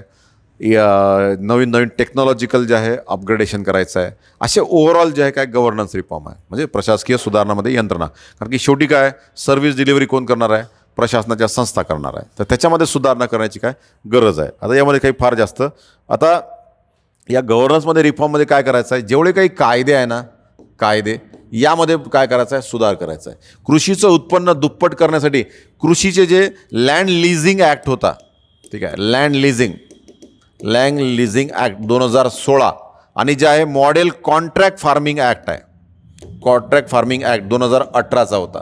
ठीक आहे. हे इम्प्लिमेंट करणे. त्यानंतर जे आता 3 फार्म बिल आणले होते आपण 3 फार्म बिल्स हे 3 फार्म बिल्स काय करणे इम्प्लिमेंट करणे म्हणजे लिगल रिफॉर्म्स आहे गव्हर्नन्स रिफॉर्म. प्रॉब्लेम काय भारतामध्ये माहिती का की लँड लिझिंग ॲग्रीमेंटही खूप महत्त्वाचं 2016चा कायदा आहे हे बदललं पाहिजे. घर भाड्याने द्यायची किंवा शेती जी आहे बटाईने द्यायची तर हे लिगल प्रोसेस इतकी किचकट आहे की ज्यामध्ये असं आहे की तिथं जो टेनंट असेल जो भाडेकरू मालक होण्याचे चान्सेस काय जास्त आहे. म्हणजे मालकाचं घर जाण्याची किंवा शेतकऱ्याची जमीन जाण्याचे चान्सेस आहे. याच्यामुळे काय होतं माहिती आहे का की जे रेंटिंग जो व्यवहार आहे भारतातला तो नेहमी काय राहतो इनफॉर्मल राहतो. तो कागदावर कधीच येत नाही इनफॉर्मल राहतो. ठीक आहे. त्याच्यामुळे जे आहे ना भारतात काय होतं लोक भाड्याने देण्याची प्रक्रिया काय होते खूप वीक राहते. लोक घरात भाड्याने देत नाही. म्हणजे घर चांगलं 10 रूमचं असते पण 2 जण राहतात पण भाड्याने देत नाही. कब्जा करण्याची भीती काय जास्त.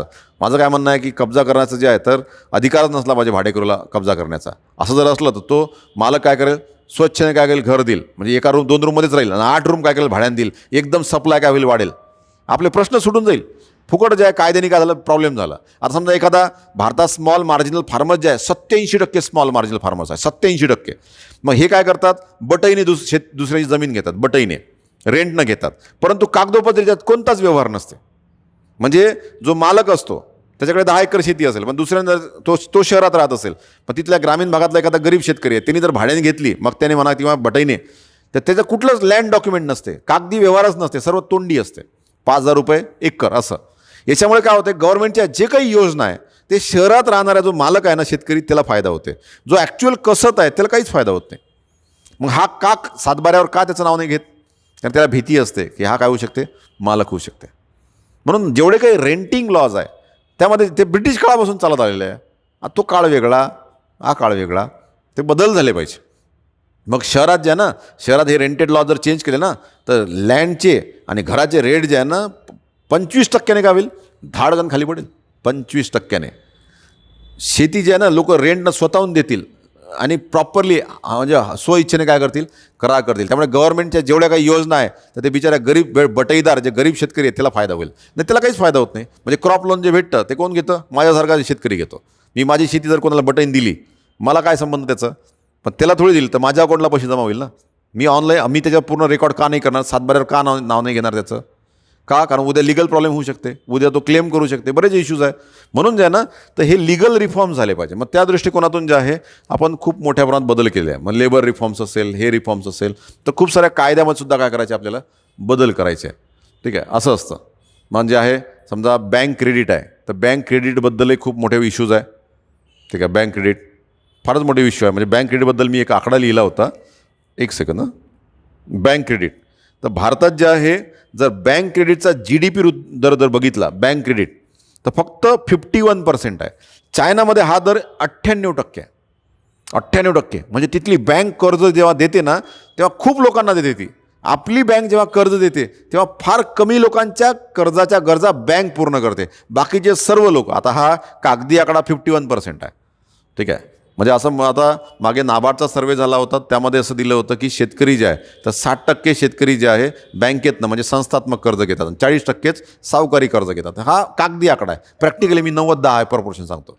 प्रॅक्टिकली हे प्रपोर्शन किती आहे, 90-10 आहे. 90% लोकांना शेतकऱ्याचं जे आहे ना, प्रत्येक शेतकऱ्याचं सावकारी कर्ज काय बँकेपेक्षा जास्त आहे. बँकेचे 1 लाख रुपये असेल तर सावकाराचे 2 लाख रुपये असं प्रमाण आहे. म्हणजे असं तो प्रॉब्लेम येतो आपल्याकडे. म्हणून हे जे क्रेडिट आहे तर त्यामध्ये कर्ज देत असताना त्याच्यात काय झाले पाहिजे, रिफॉर्म झाले पाहिजे. मग त्यामध्ये भरपूर योजना काय केली गव्हर्नमेंटनी, लॉन्च केलेल्या आहे. आता हे सर्व जे आहे अशा प्रकारे 4 घटकांवर भर दिला आहे. बरेचदा काय असतं, नीती आयोग नक्की काय करतं हे आज समजलं तुम्हाला. नीती आयोग नक्की काय करतं आणि नीती आयोगाचे खालीलपैकी कोणते कार्य आहे असा एक प्रश्न परीक्षेला येऊ शकतो. तर मी जे आहे कार्य काय आहे, जेव्हा आपण कार्य जेव्हा म्हणतो, म्हणजे कुठली कॉम्पिटिटिव्ह एक्झाम असेल, आयोग कोणताही असो, कोणतीही संस्था असो, त्याचे कार्य जर विचारले ना तर काय करायचं, ठीक आहे वरून वाचायचे, पण परीक्षेला खालून वर येतात. परीक्षेला कोणते येतात, खालून वर येतात. म्हणजे जे आपल्याला वाटत नाही त्या गोष्टी परीक्षेला येतात. मग आपल्याला ते वेळ, आता समजा वरून जर विचार केला की नीती आयोग काय करतं, तर देशासाठी एक शेअर्ड व्हिजन तयार करतात आणि त्यासाठी काय ठरवतं, स्ट्रॅटेजी आणि प्रायोरिटीज. तर कोणीही सांगते. मग दुसरं कोणतं काम करणार आहे, दुसरं कोणतं आहे, सहकारी संघराज्य, कॉपरेटिव्ह फेडरलिझमवर आपला काय भर आहे. ठीक आहे, ग्रॅनविल ऑस्टिनने एक शब्द टाकला होता, कॉपरेटिव्ह फेडरलिझम, की सेंटर आणि स्टेट दोघं मिळून काम करतात. असं दोघं मिळून काम केलंच पाहिजे. का, कारण की भारताचं सामाजिक व आर्थिक नियोजन जे आहे, सामाजिक व आर्थिक नियोजन हा जो विषय आहे तर भारतीय संविधानाच्या समवर्ती सूचीमध्ये आहे आणि समवर्ती सूचीमध्ये जे विषय असतात ते दोघं मिळून केले पाहिजे. म्हणून नीती आयोग हे सहकारी संघराज्याची, कॉपरेटिव्ह फेडरलिझमची सर्वात सुंदर संकल्पना आहे. कारण की दोघांचे सेंटर आणि स्टेट दोघांचे सदस्य होते, कारण प्लॅनिंग कमिशनमध्ये फक्त सेंटरचे होते. हा भाग आहे. दुसरा आहे नियोजनाचे विकेंद्रीकरण करण्यावर भर आहे. म्हणजे यांचा भर असा आहे की विलेजपासून सुरुवात झाली पाहिजे तर वर आलं पाहिजे. म्हणजे पहिले पंचायत राज संस्थांनी नियोजन करायचं, त्यानंतर मग स्टेट लेवलला आले पाहिजे, खालचे प्लान वर आणि वरच्या स्टेटचे प्लान सेंटरकडे आले पाहिजे. मग नीती आयोगामध्ये स्टेटने सुद्धा आपले काय केले पाहिजे, कन्सेप्ट प्रपोज केले पाहिजे. मग त्या दृष्टिकोनातून देशाची काय ठरली पाहिजे, नीती. आणि सर्वांना मग डायरेक्शन कुठं देईल, नीती आयोग देईल. ओव्हरऑल डायरेक्शन कुठं जायचं असं. ठीक आहे. म्हणजे जसं बाबासाहेबांनी डायरेक्शन दिली, संविधानाअंतर्गत देशाला कशी डायरेक्शन दिली की अशा प्रकारे आपल्याला देश घडवायचा आहे, अशा प्रकारे आपल्याला काय करायचं आहे, आपल्या नागरिकांना एवढ्या गोष्टी द्यायच्या आहे, अशा प्रकारे म्हणजे एक डायरेक्शन दिली, एक ती काय स्ट्रॅटेजी आहे, मग ती आपण एक्झिक्यूट करत आहे, असा तो भाग आहे. ठीक आहे. मग इथं जे आहे दुसरा भाग आहे की इकॉनॉमिक स्ट्रॅटेजी, आर्थिक नियोजन करत असताना नीती आयोगाने नॅशनल सिक्युरिटी, राष्ट्र निर्मिती याला सुद्धा तेवढंच भर दिला पाहिजे. नॅशनल सिक्युरिटी कशी साध्य करता येईल. ठीक आहे. म्हणजे नॅशनल सिक्युरिटीसुद्धा हा कोणाचा जबाबदारी आहे, नीती आयोग. वंचित घटकावर विशेष भर आहे. त्यानंतर जे आहे नियोजन, जे काही आपलं स्ट्रॅटेजी ठरवली की त्याच्यामध्ये काय करणे, त्याला टार्गेट देणे, ते किती अचीव होतं आहे त्याचं मॉनिटरिंग करणे, त्याचं परीक्षण करणे, ते अचीव झालं का नाही, का नाही झालं याचा अभ्यास करणे. ठीक आहे. त्याला म्हणतात मॉनिटरिंग अँड इव्हॅल्युएशन. त्यानंतर नीती आयोग जे आहे ना, थिंक टँकसारखं काम करणार आहे. थिंक टँक म्हणजे कसं असते, सल्ला देणारी संस्था असते. 2 प्रकारच्या संस्था असतात. एक ॲक्च्युअली काम करते, त्याला म्हणतात लाईन एजन्सी, आणि दुसरी जी संस्था फक्त सल्ला देण्यासाठी असते. ते नीती आयोगाचे सल्ले केंद्र सरकारवर बंधनकारक नसतात. ठीक आहे. तो आयोग आहे, सल्लाविषयक आहे. आणि जे सल्ला देणाऱ्या संस्था असतात त्याला जे आहे एक असते स्टाफ संस्था. त्याला कोणती संस्था म्हणतात, स्टाफ संस्था. तर नीती आयोग ही थिंक टँकसारखं काम करणार आहे. कोणासारखं, थिंक टँकसारखं. मग रिसर्च अँड डेव्हलपमेंट करेल आणि नियोजनाबद्दल पूर्ण देशभर जेवढी काही माहिती असेल ती सर्व ती काय करेल, एका ठिकाणी जमा करेल आणि सर्वांना शेअर करेल. आता समजा फॉर एक्झाम्पल आहे की तामिळनाडूमध्ये तिरुनेलवेली एक जिल्हा आहे आणि तिथल्या कलेक्टरने खूप छान इनिशिएटिव्ह घेतला आणि त्यामुळे भारतातला IMR MMR, माता मृत्यूदर, अर्भक मृत्यूदर, पोषण सुधारला आणि खूपच फास्ट चेंज झाला आणि कमी पैशात झाला. ठीक आहे. आता ही न्यूज स्प्रेड होणं, सर्वांना कळायला खूप वेळ लागते. तर ती जबाबदारी कोणाची आहे, नीती आयोगाची. पटकन तो डाटा घ्यायचा, त्याचं ॲनालिसिस करायचं आणि सर्वांना काय करायचं, सर्व कलेक्टरला काय करायचं, शेअर करायचं. म्हणजे कलेक्टरसुद्धा काय करतील, मग त्याचा अभ्यास करतील, थोडंसं काय करतील, पटकन इनिशिएटिव्ह घेईल. म्हणजे ती गॅप पटकन कमी झाली पाहिजे ना. आता तो प्रश्नच नाही. नवीन इनोव्हेशन आलं की लगेच दुसऱ्यांना पटकन जे आहे लक्षात त्याला पोचलं पाहिजे. मग इथं थिंक टँकसारखं काम करेल. मग त्यासाठी जे आहे ना, नीती आयोग काय करेल, एक state of the art resource centre तयार करेल की जिथं पूर्ण प्रकारचे काय असेल, रिसोर्सेस, माहिती असेल, डाटा असेल, टेक्नॉलॉजी असेल, सर्व. समजा एखाद्या ग्रामपंचायतला जे आहे एखादी कम्युनिकेशन टेक्नॉलॉजी इम्प्लिमेंट करायची आहे ग्रामपंचायतला, तर तिला डोकं लावायचं काम नाही पडलं पाहिजे. नीती आयोगाने ते काय केलं पाहिजे, त्याचा व्हिडिओ पाठवून दिला पाहिजे की ग्रामपंचायत लेवलला आपण एवढे इनिशिएटिव्ह घेऊ शकतो, त्याचे यूट्यूबला व्हिडिओ. मग तो सरपंच, ग्रामसेवकला कंपल्सरी की एवढे व्हिडिओ, तू 10 व्हिडिओ पाहिलेच पाहिजे, तू 15 व्हिडिओचा कोर्स केलाच पाहिजे. ठीक आहे. मग तो ग्रामसेवक जे आहे त्याचं लगेच काय होईल, व्हॅल्यू एनरिचमेंट होईल आणि लगेच काय होईल, ग्रामसेवकसुद्धा आपल्या गावात जे आहे त्या प्रकारे इनिशिएटिव्ह घेईल. कारण की बघा, आपल्या देशामधली कल्चर एवढी डायव्हर्सिफाईड आहे, एवढे डायव्हर्सिफाईड प्रॉब्लेम आहे, पण तेवढेच डायव्हर्सिफाईड सोल्युशन आहे. ठीक आहे. आणि ते सोल्युशन एकमेकांनी जर वापरले तर खूप फास्ट प्रॉब्लेम सॉल्व्ह होतो. आणि 140 कोटीचा देश आहे. 140 कोटीच्या देशाचे जर राष्ट्र निर्माण करायचं असेल तर आपल्याला 140 कोटीची मदत घ्यायला लागते. कारण युनिटी इन डायव्हर्सिटी ही अशीच नाही आहेत. आपल्या देशात प्रॉब्लेम खूप आहे, लोक जास्त, हे प्रॉब्लेमच नाही आहे. ठीक आहे. लोक जास्त आहे, हे भारताचा लोकसंख्या हा प्रॉब्लेमच नाही आहे. 25 वर्षानंतर लोकसंख्या ही आपली काय असेल, ट्रिमेंडस मोठी स्ट्रेंथ बनलेली असेल. 25 वर्षानंतर म्हणतो तेव्हा भारत हा काय असेल, खूप डेमोग्राफिक डिव्हिडंड घेऊन स्ट्रॉंग पोझिशनमध्ये असेल. कारण की बरेच लोकांनी डेमोग्राफिक रिव्होल्युशन ट्रान्झिशन 1 थेरी बघितली असेल, पण डेमोग्राफिक ट्रान्झिशन 2 थेरी असं म्हणते की भविष्य जे आहे तर ह्युमन क्रायसिसचं आहे. ठीक आहे. कारण की 2050 नंतर जे आहे अकेले हमवाला कन्सेप्ट येणार आहे. प्रत्येकजण जे आहे कोणी कोणाची जबाबदारी घेणार नाही, एकटं राहणं काय करेल, पसंत करेल. ज्या प्रकारची मानसिकता बनत आहे, एकटा जीव सदाशिव. ठीक आहे. असं जर विचार केलं तर लोक जे आहे, तुम्ही बर्थ रेट वाढवता विचार करतात, तुम्हाला पैसे द्यावं लागेल बर्थ रेट वाढवायला. जसं आता रशिया, जर्मनी हे श्रीमंत देश करतात, पण ते वाढू नाही शकत कारण पैशाने लोकसंख्येचा प्रॉब्लेम सॉल्व्ह नाही होत. ठीक आहे. हा भाग असतो स्टेट ऑफ द आर्ट. आणि त्यानंतर याचा कोलॅबरेटिव्ह कम्युनिटी, म्हणजे नीती आयोग जे आहे व्हिलेजपासून तर इंटरनॅशनल लेवलपर्यंत प्रयत्न करेल, इंटरनॅशनल लेवलपर्यंत. आणि सर्व रिसोर्सेस कसे वापरता येईल आपल्या देशाचे प्रश्न सोडवण्यासाठी. म्हणजे समजा गियान नेटवर्क आहे, global initiative for academic network, ही एक इनिशिएटिव्ह आहे म्हणजे शिक्षण मंत्रालयाचा. तर इंटरनॅशनल लेवलला जेवढे काही बेस्ट प्रोफेसर आहे, टीचर्स आहेत, त्यांचा फायदा घ्यायचा की आपल्या कॉलेजमध्ये शिकवायला घ्यायचा, काही प्रॉब्लेम नाही.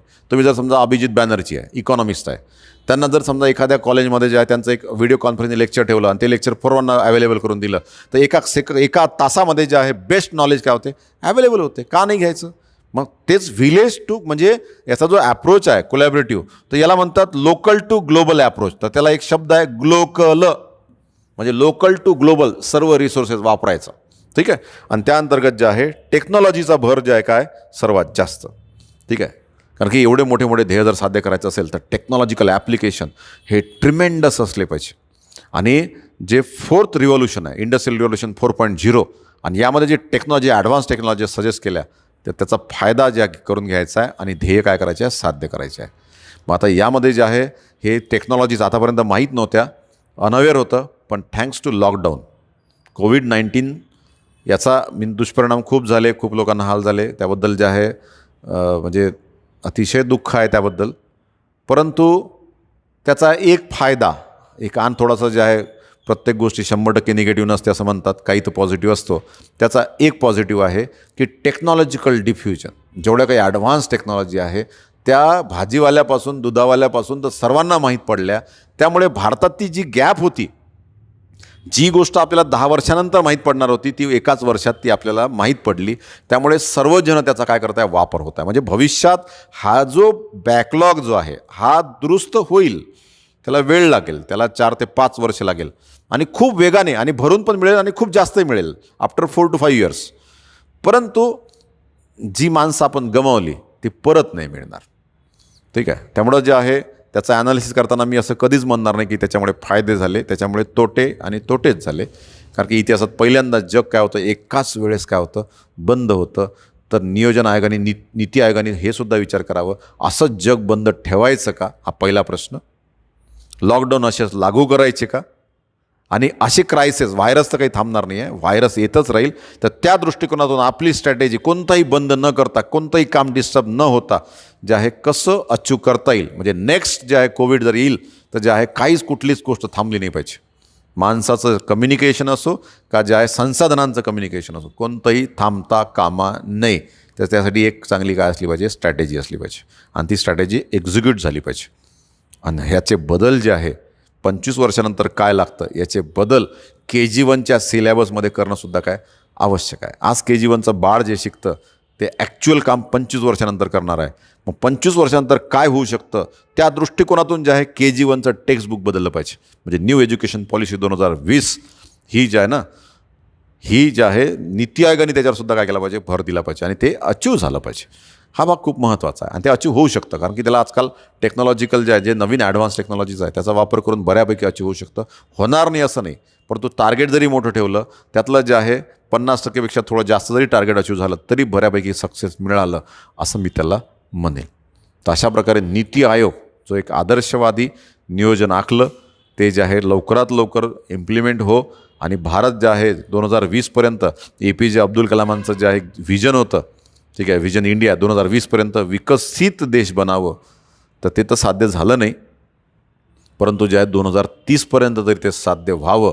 आणि आपल्याला जे आपला म्हणजे आपल्याला जे आहे 2030पर्यंत, म्हणजे आपण जाण्याच्या अगोदर भारत हा समृद्ध देश झालेला पाहून आपल्याला मरायचं आहे. पण 2030पर्यंत विकसित देश तरी होईल का, ठीक आहे, हा एक जे आहे ना गोल साधायला. म्हणजे आपलं एक इंडिव्हिज्युअल गोल असतं की आपला देश आपल्याला एक समृद्ध टॉप 10 नाही, टॉप 2 कॅटेगरीजमध्ये आला पाहिजे, म्हणजे टॉपमध्ये आला पाहिजे. तर हे आपल्याला अगोदर पाहता आलं पाहिजे. म्हणून त्या दृष्टिकोनातून काय असली पाहिजे, वाटचाल असली पाहिजे. तर अशा प्रकारे हे नियोजनाचं एक सत्र होतं, जे खूप सारे जे आहे लेक्चरमध्ये हे सर्वात शेवटचं लेक्चर आहे. ठीक आहे, त्यामध्ये काही बदल झाले तर तुम्हाला जे आहे अपडेट दिले जाईल. तर अशा प्रकारे जे आहे थँक्यू व्हेरी मच. जय हिंद, जय भारत.